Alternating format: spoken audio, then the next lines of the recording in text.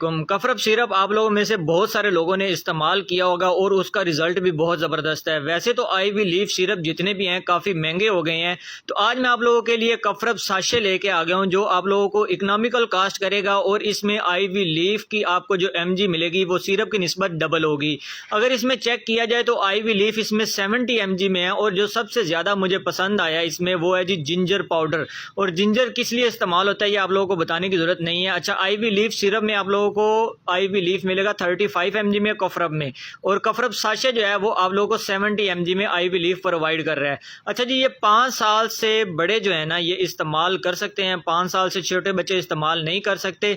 इसकी डोज ऊपर मेंशन है और आप ये कफ, कोल्ड, फ्लू और इसके अलावा जो ऐसी बीमारियां होती हैं उसके लिए इस्तेमाल कर सकते हैं। क्योंकि मौसम चेंज हो रहा है तो हर बंदा अफोर्ड नहीं कर सकता इतना महंगा सिरप, तो मैंने सोचा क्यों ना आप लोगों के साथ एक इकोनॉमिकल साशे शेयर कर दिया जाए जो हर कोई इस्तेमाल कर सकता है।